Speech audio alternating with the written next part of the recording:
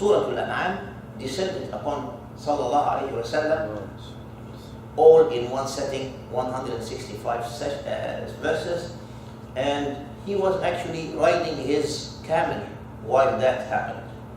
And we mentioned early on when we started the surah that a Sahabiya by the name of Asma bint Yazid was holding the camel for the Nabi Sallallahu Alaihi Wasallam while he was riding it, and she observed that the camel was aching from the weight of the revelation as it came upon the Nabi Sallallahu Alaihi Wasallam. Al-Wahy was not an easy task. Physically, was not an easy task for Sallallahu Alaihi Wasallam. In fact, when it first happened, Iqra, and Nabi Alayhi Salam was baffled. You know, he was just an ordinary man, 40 years old in Mecca, Quraysh, and doing trading for his wife Khadija, and before that he was a shepherd. So, just a regular man. A good man, yes indeed. A man who never said a lie, yes indeed. A man who Quraysh thought Sadiq al-Amin, yes indeed. But nonetheless, there was nothing holy about him up to that point in Ghar Hira. But when that happened, he suspected that something may be wrong with him, you know. Maybe I am seeing things or hearing things, you know. What is this? Iqra. And then somebody would hold him tight, and then he would go home trembling to his wife, asking for cover, saying, Zammiluni, Zammiluni. Right? Out of the heaviness, the heftiness of that revelation.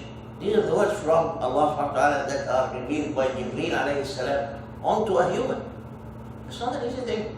So even later on in life, that revelation of the Qur'an was always a hefty exercise for the Nabi sallallahu alayhi wa sallam. He loved it nonetheless, and he would look forward for it to happen. But when it happened, it used to take its toll on him physically. He would sweat. He would be in a physical struggle until he gets that message completely.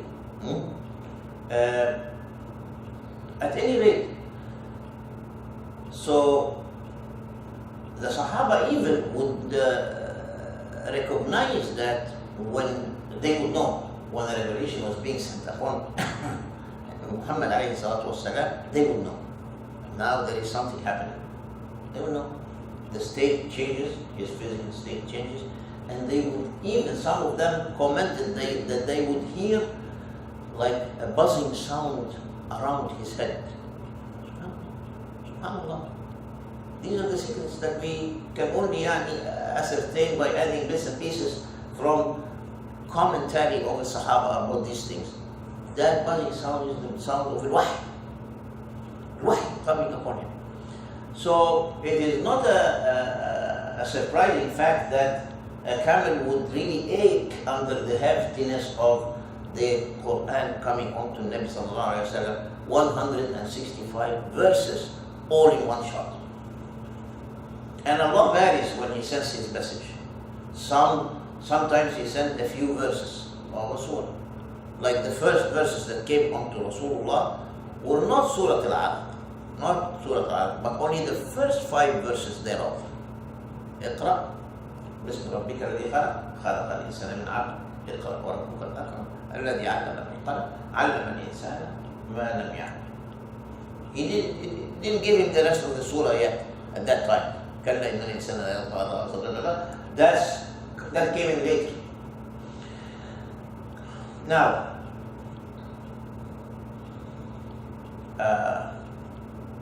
there was one occasion actually whereupon Jibreel alayhi salam came onto Rasulullah sallallahu alayhi wa sallam with just one ayah, one verse and one verse only. Subhanallah. What was that verse? It's important to know. It is the verse that says, خُذِ الْعَفْوَ وَأْمُرْ بِالْعُرْفِ وَأَعْرِضْ عَنِ الْجَاهِلِينَ. From above 7 heavens, Jibreel came to the earth, to the Nabi alayhi salam, to just give him that very verse. خُذِ الْعَفْوَ وَأْمُرْ بِالْعُرْفِ وَأَعْرِضْ وأعرض عن الجاهلين. Advice of 3 components. خذ العفو, take the forgiveness, يعني forgive, be forgiven. وأمر بالعرف يعني command that which is common and accepted by people. عرف. العرف from التعارف, ما تعارف عليه الناس. يعني people were accustomed to something that is عرف. That is عرف. How people marry, for example, is عرف.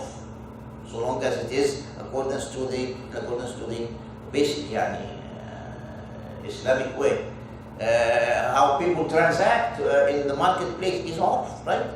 When you go and you buy something, if you buy a house, then you have to have a title company come into place, and then everything is عرف, right?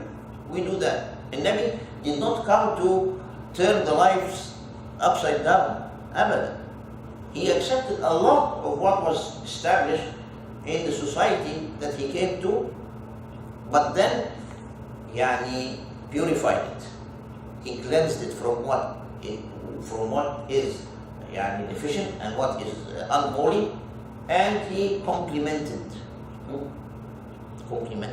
the aspects of life for us to follow. This is why when he says sallallahu alayhi wa sallam, إنما بعثت لأتمم مكارم الأخلاق, I was only sent to perfect the manners and the behaviors of people. لأتمم, to complement, and which means then that مكارم الأخلاق, the good manners, were there. العرب في الجاهلية had مكارم الأخلاق. They were known, for example, to be يعني generous, right? They were always generous. They were known to assist the needy, right? If somebody comes and seeks refuge from somebody, then that somebody will take him under his wing and will protect him. It's called al-jiwar, from neighboring. Jiwar, from which gar, the word jar for a neighbor is derived, right? Al-jiwar, meaning that somebody will say, I am going into Mecca في جوار عثمان بن عفان. خلاص, Uthman ibn Affan takes care of this man and nobody can hurt him or cause him harm. تمام? They used to do that. They used to have bravery. They were brave people, right? And they were good to the needy. They did a lot of good things. Like all of this is not something that Nabi sallallahu alaihi wasallam came to wipe with to make a clean slate. No, he accepted that. But then, if there is, for example, an aspect such as marriage, wherein Sayyidina Aisha described there were 4 ways of getting married in Jahiliyyah, when Islam came, it abolished 3 of which and accepted the 4th. Yani, there is no invention even there. He just accepted what was urf. Hence, wa'mur bil urf. Command that which is customary between people. خذ العفو وأمر بالعرف, and the last piece of advice, وأعرض عن الجاهلين. A very important. وأعرض عن الجاهلين mean يعني steer away from the ignorant ones. الجاهلين plural of الجاهل. والجاهل is somebody who has jahala in him, ignorance in him. And by the way, in the Arabic language, which is very sensitive language, unlike other languages, it doesn't necessarily mean that a jahil is somebody who doesn't know how to read or write. No. As a matter of fact, there is another word for that, which is ummi, right? Somebody who doesn't know how to read or write is described as an ummi. By the way, Rasulullah sallallahu alaihi wasallam was one. And when we make a dua for him, نقول إيه؟ اللهم صل على النبي الأمي. النبي الأمي.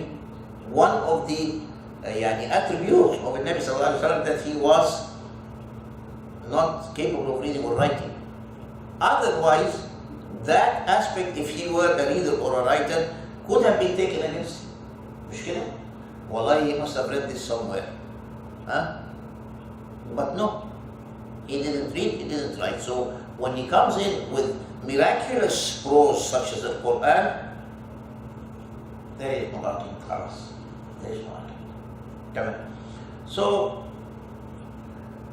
خذ العفو وأمر بالعرف وأعرض عن الجاهلين. Steer away from the jahilin. Do not engage with and we all face some of those. So again, al-jahil is not necessarily somebody who is illiterate, but is somebody who doesn't have wisdom.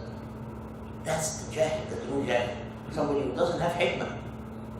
And when you engage with the jahil, all that happens is that he will drag you into jihala with him. That's what happens. That's what happens. So the Qur'an comes and says, you know what? أعرض عن الجاهلين. Disengage with those. مش كده؟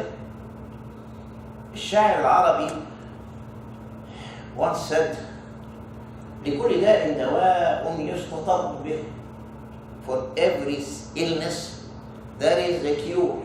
There is a medicine by which you cure. لكل داء دواء يستطب به إلا الحماقة أعيت من يداويها. Except for foolishness, جهالة, that when you try to treat, you get inflicted by it yourself. Hence, أعرض عن الجاهلين. So the Quran, when it came in various ways, from one verse at a time to a whole surah, to a part of a surah, and then so forth. And when asked why this happened, you say, because Allah subhanahu wa ta'ala wanted it this way. That's good enough response. مشيئة الله سبحانه وتعالى. What are you going to do? You want to interfere in how the Quran is descending upon the Nabi? لا حول ولا قوة إلا بالله. طيب, in many cases you may describe or you may have rationale. For example, some of the verses were related to current events at the time. They came to address those. Mesh, but others did not. Some of the verses are giving us قصص أحسن القصص. مش كده؟ Yusuf and this and that. There's a whole surah that tells us something about so past the time, right? And then something like عبس وتولى أن جاءه الأعمى. An incident wherein الأعمى comes to ask the Nabi, and you know the story. مش كده يا شيخ محمد? So that's it as far as the revelation. That's just a side note, I wanted to bring to your attention, and I think I have done a lot of detours in this so far. So let me get back to the verses that we're talking about here. We may be able to take one or two verses, inshallah, before Isha's time, which is 9:45 to 9. The verse is 120 of Surat Al An'am, and it says, وَذَرُوا ظَاهِرَ الْإِثْمِ وَبَاطِنَهُ. وَذَرُوا ظَاهِرَ الْإِثْمِ وَبَاطِنَهُ. Let go, do away with the apparent sins and the hidden sins. ظاهر وباطن. Both. Arabic is clear to you. إن الذين يكسبون الإثم سيجزون بما كانوا يقترفون. Those who will gain the sins shall be rewarded by that which they do.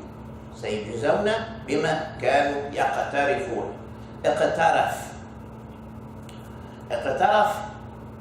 is a فعل خماسي. اقترف فعل خماسي. And in the Arabic language, of course, the verbs start with the verb ثلاثي and رباعي and خماسي.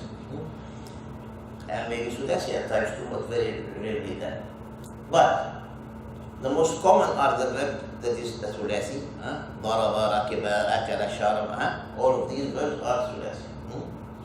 And in this case, اقترف is just a linguistic point that I want to make is سيجزون بما كانوا يقترفون. They shall be rewarded by that which they have done. But could you have said, for example, سيجزون بما كانوا يفعلون يا شيخ? Of course, the language of the Qur'an we have discussed previously. The infallibility of the language of the Quran, the miracle of the language itself. To the extent that when it came upon Quraysh, who were masters of that domain, they were stunned. They knew it. They knew. Yani, whatever happens next is just a matter of human stubbornness. They don't want to follow. They don't want to believe what they know. يعني لغة القرآن is infallible. A language that when Subhanallah, when Umar ibn Khattab was introduced to on the day he converted to Islam, when he was at his sister's house, Fatima ibn Khattab, remember the story, of course. First he hit her and then she told he wanted to see the scripture. She said, go bathe because you are not worthy of touching the scripture wherein the words of Allah are. Then she gave him the thing to read. She took it from under her clothes and said, this is what we read. Because he was passing by and he heard the mumbling of the recitation inside. So now he took the thing and he read the opening verses of Surah Al. Just a few verses of Surah Al, precisely 8 verses. And I want to recite those verses to you. Let's just recite them to you. What surah? Surah Taha. Okay. طه ما أنزلنا عليك القرآن لتشقى إلا تذكرة لمن يخشى تنزيلا ممن خلق الأرض والسماوات العلى الرحمن على العرش استوى له ما في السماوات وما في الأرض وما بينهما وما تحت الثرى وإن تجهر بالقول فإنه يعلم السر وأخفى الله لا إله إلا هو له الأسماء الحسنى. And you know what? I'm not even going to translate for my Pakistani and Afghani brothers here. No.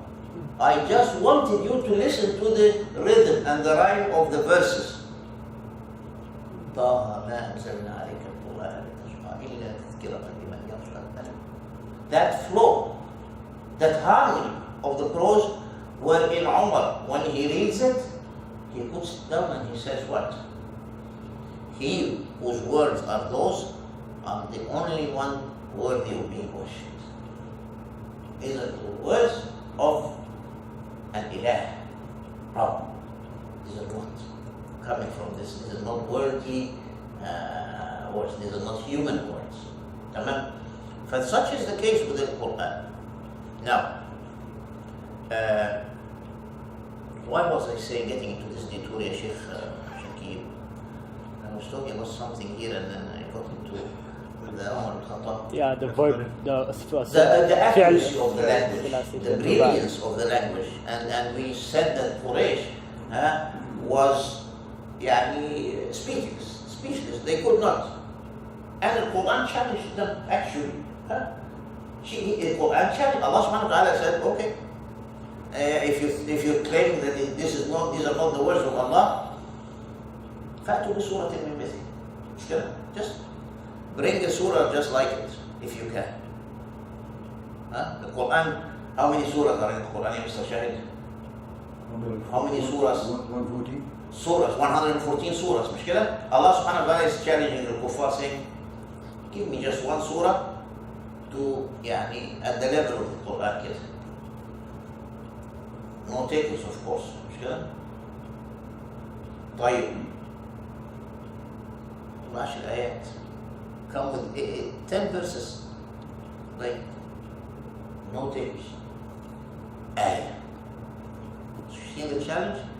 And by the way, the more little it is, the bigger the challenge it is. مش كده؟ مش كده؟ It may be difficult to come up with a book that is equivalent to Quran, but when you make it less, you are making it more hard and a bigger challenge. 10 verses. Okay, one verse. Can you come up with one verse that equals what Allah subhanahu wa ta'ala says? Have it. And when they did, by the way, which they did attempt to do, subhanallah, Allah subhanahu wa ta'ala يخزيهم and makes their outcome يعني almost laughable. What they came up with to challenge or to show something similar to the Qur'an in its structure came out to be something that was laughable. So for example, I will give you this. One of the kuffar said, so what, yeah, this is just a prose that is similar to the Sharia. It is not Sharia. No, it's not Sharia. Because a Sharia has wazn, مش كده? And has a qafiyah. مش كده? Qafiyah is whatever the verse ends with, whatever letter each bayt ends up with.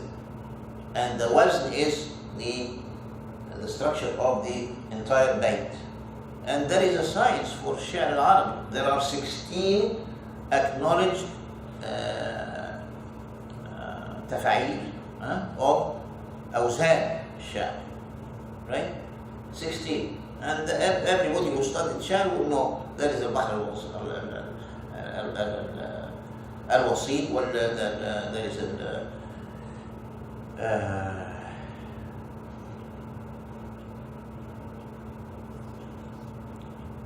16 of them. Maybe we can spend some time one time on يعني a fun lecture about the Sha'r al-Arabi that makes يعني any benefit to you. بحر البسيط, for example, right? فعول متفاعل فاعل فعول, that's the wazn, something like that, and so forth. It's not Sha'r. It's also not regular prose. It's not Nasr. So when they try to come up with something, here is what somebody came up with to tell you how ludicrous Allah subhanahu wa ta'ala, when He wants to يخزي العبد, how He does it. He made this man say the following as an example of what he thinks is equivalent to Al-Qur'an. He said, يا ضفدع بنت ضفدعين. He is addressing the frog. يا بنت ضفدعين. نصفك في الماء ونصفك في الطين. Half of you is in the water, half of you is in the mud. لا الماء تشربين ولا الطين تدركين. Something to that effect. Something ludicrous.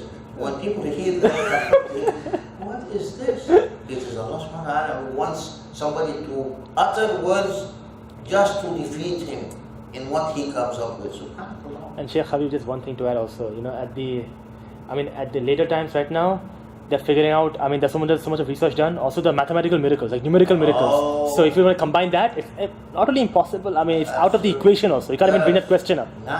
There is so many studies that go along with these Yeah. lines, and they're well worthy of noting, by the way. For example, just say within a verse, if there's like two relative contrasts, for example, I'm going to reward these people and I'm going to punish these people, they divide this into two and they figure out that those two halves are exactly same number of alphabets. Allahu Akbar. So no one can even do that. No human can put together. Not even supercomputers, they can't just do that.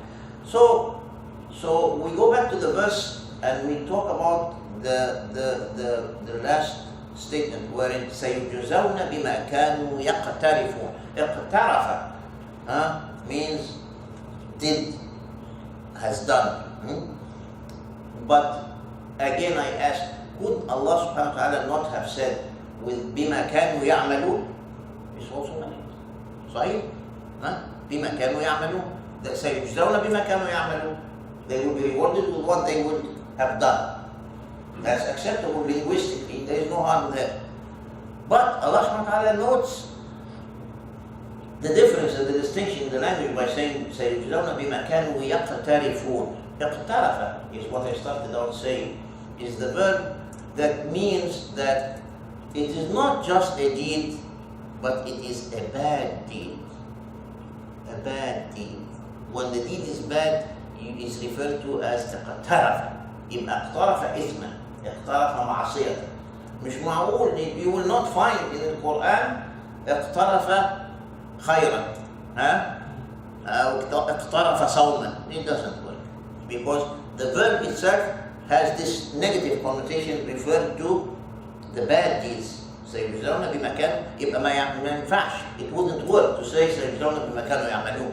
Because سيجزون بما كانوا يعملون has a broader meaning. If you did good, you get good. If you did bad, you get bad. This is another situation. But here, Allah is talking about what? Al-Ism. مش كده؟ Al-Ism. المعصية. The sin. So, whatever comes has to be congruent to al-Ism. And that is يقترفون. طيب, the beauty of this ayah is that it alerts us to the fact that sins are not necessarily those that we do in an apparent way, that others can see and judge. No, but there is zahir, obvious, evident to others, and there is batin. There are sins that we do within ourselves. زي ايه يا شيخ؟ Hidden sins, batin, something that nobody sees, but we know that we commit sins that nobody sees. حسد. مش كده؟ حسد أمراض القلوب كلها، الحقد والكذب والحسد والنفاق. All of these are the sins of the heart. Subhanallah. Let alone the actual sins that we commit in hiding. مش كده؟ We commit sins in hiding. Subhanallah. النبي صلى الله عليه وسلم يعني makes a note of that by saying in شرار العباد الذين إذا خلوا إلى محارم الله انتهكوها. The worst of you are those who, when they are in private with the maharim, they that's the bad thing. It's the bad thing. It's not subhanallah, it's insufficient that you and I look good to one another, but you have to look good to your own self, the man. When you look at yourself in the mirror, you know that you are on the righteous path or you have avoided باطنس الإثم باطن الإثم الذين وذروا ظاهر الإثم وباطنه. ذروا meaning let go, do not approach that is evident or bad or the hidden sins. And this is really similar to many other ayat in the Qur'an al-Karim. For example, when Allah subhanahu wa ta'ala says قُلْ إِنَّمَا حَرَّمَ رَبِّيَ الْفَوَاحِشَ ما ظهر منها وما بطن. قل يا محمد, say ya Muhammad, that Allah subhanahu wa ta'ala إنما حرم ربي الفواحش. Allah had prohibited الفواحش.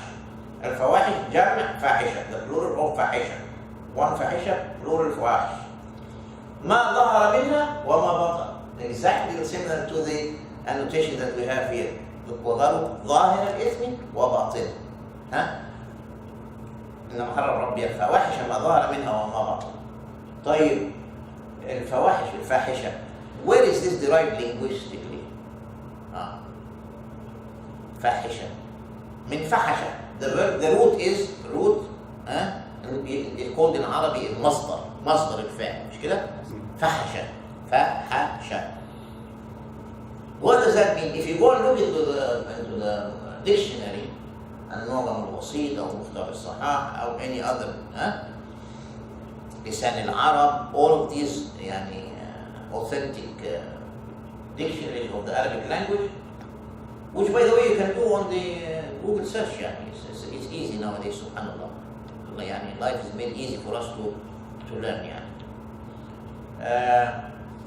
that's the benefit of technology, and we should acknowledge that's something that we should put to good use. Now, you look into the dictionary for fahasha, and you find that the linguistic root of that is as follows.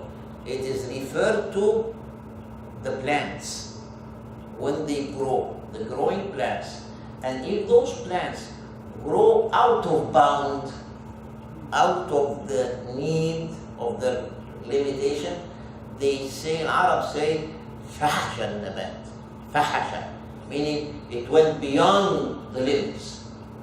Hence the religious meaning of al-fahish or fahish. In the deen, al-fahisha is going beyond the limits that Allah subhanahu wa ta'ala had set for us. Just the same way that the nabat, when it grows indiscriminately, it goes beyond the limits of usability or utility, right? So again, you can see the coupling between the linguistic meaning of al-fahsh or fahisha and in the language and in the religious context.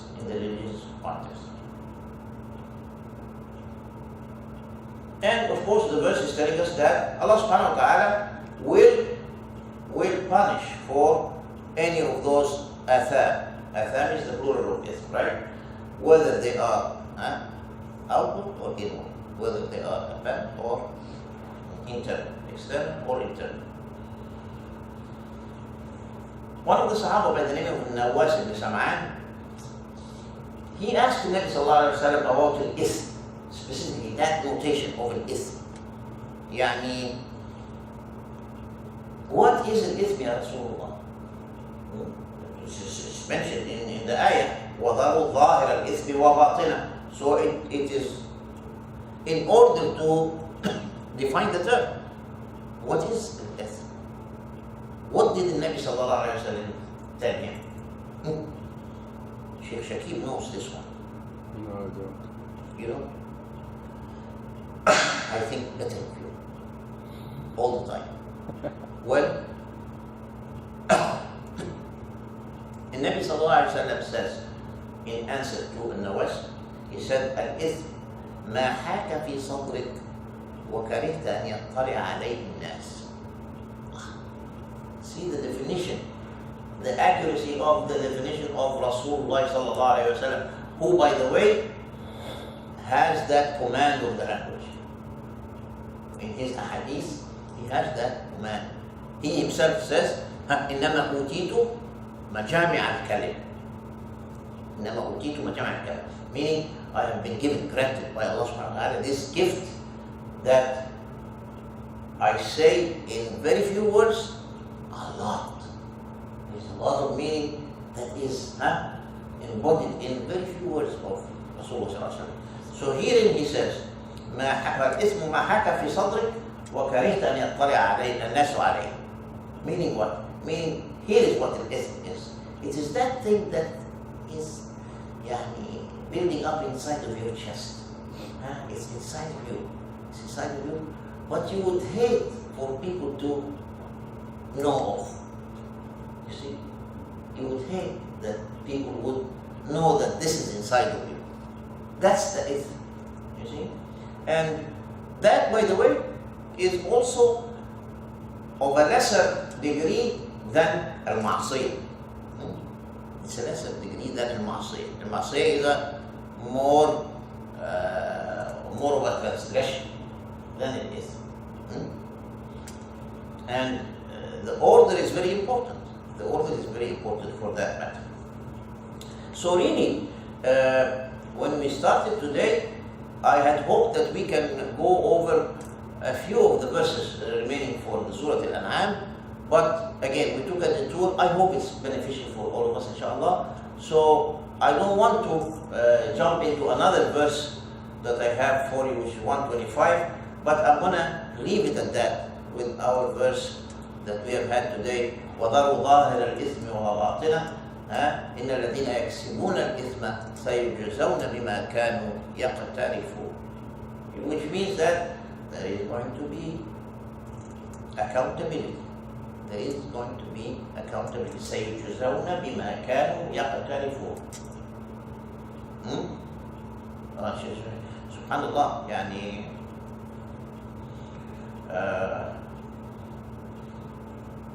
Allah subhanahu wa ta'ala in Hadith Qudsi, similarly, in the line of this سَيُجْزَوْنَ بِمَا كَانُوا يَقْتَرِفُونَ, he says, إِنَّمَا هِيَ أَعْمَالُكُمْ أُحْصِيهَا عَلَيْكُمْ. Allah is telling us in the Hadith Qudsi, it's only your deeds that I am holding you accountable to. I'm not being unfair to you. I'm not going to hold you accountable for anything other than that which you have done. إنما هي أعمالكم أحصيها عليكم. And then there's the hadith what? فَمَنْ وَجَدَ خَيْرًا فَلْيَحْمَدِ اللَّهِ.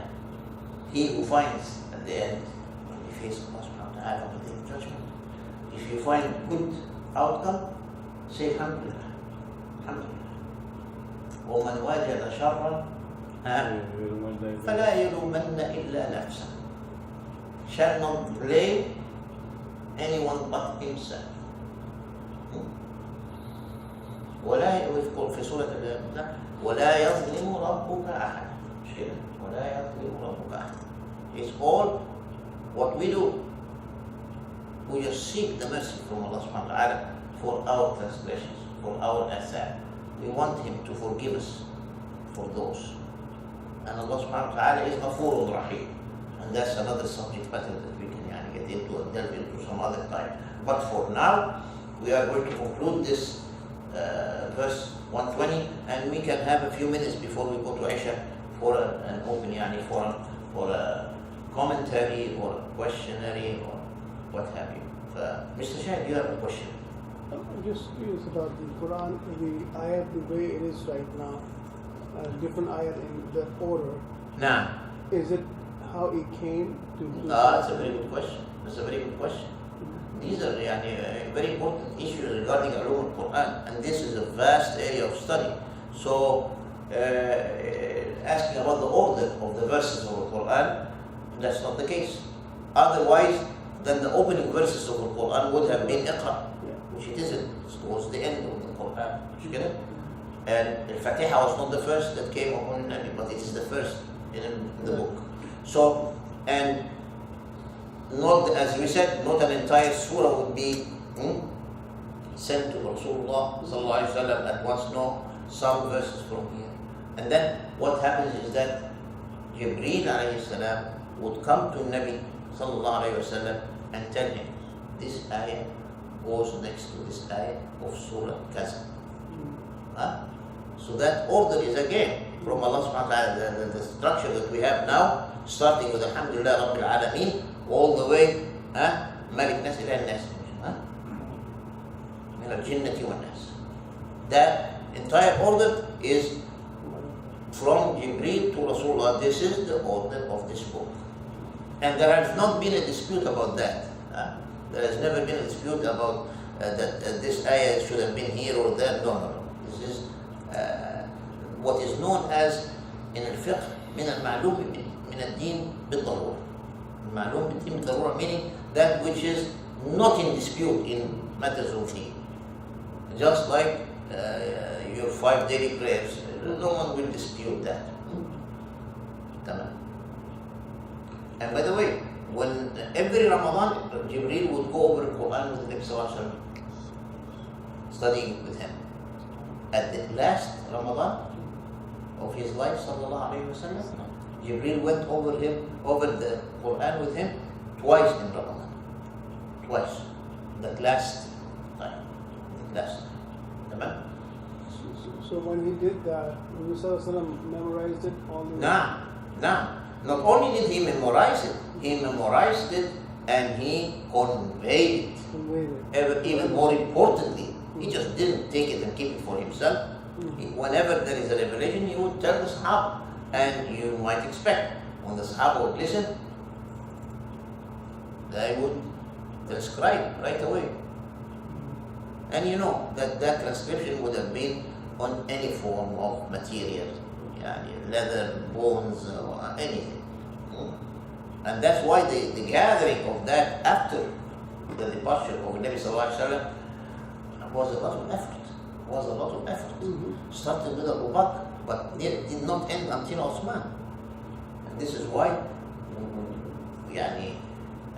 what we have here in our possession is a Mus'haf, what we call Mus'haf al-Osmani. Mus'haf al-Osmani. This is what Osman put together. The main copy was with, at the time of the death of the Nabi Sallallahu Alaihi Wasallam, was with who? Allahu Akbar, was with Hafsa bint Umar, the wife of Rasulullah Sallallahu Alaihi Wasallam, and she gave it to Abu Bakr, to Abu Bakr's efforts, Umar and Osman. We have what we have now. And at the time of Umar, it took, why, you may ask, why did it take all the way to Uthman, who was the third Khalifa? Granted, Abu Bakr stayed only maybe 2-3 years. Because they were afraid to mix up with Sunnah. Nah?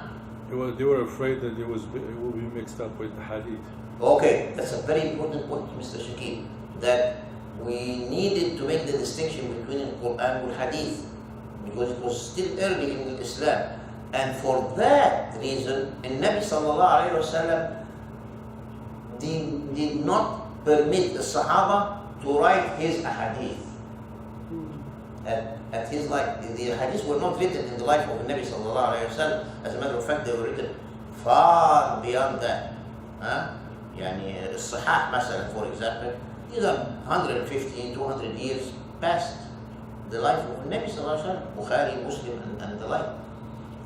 And the Sunnah, Ashab Sunnah, Tirmidhi, Nasa'i, Ibn Majah, all of the rest, all of that was far beyond the life of the Nabi sallallahu alayhi wa sallam. And this is why the haters of this deen will always try to cast doubt. So, no, the hadith is not being collected until, so how do we know? You're saying an fulan, how do we know that? You see? But if you see the way that those ulama al-hadith have put in terms of guidelines or rules to accept a hadith, you would know. Especially Bukhari. He had the highest level of authentication of a hadith. We don't want to get into that sidetrack, but we can talk about that fi'l hadith at some other time, inshallah, which is also a very important area of study. But what Shakib was saying was important, and based on that, the Nabi did not allow the hadith be written while the Qur'an is being built up. But why did it take, the question is, why did it take to the time of Osman, 2.5 years of Khilafat Abu Bakr, and then another 10.5 years of Khilafat Umar? There you have it, 15 years right there, and another over 10 years for Osman before he was killed. So 20 some years, right?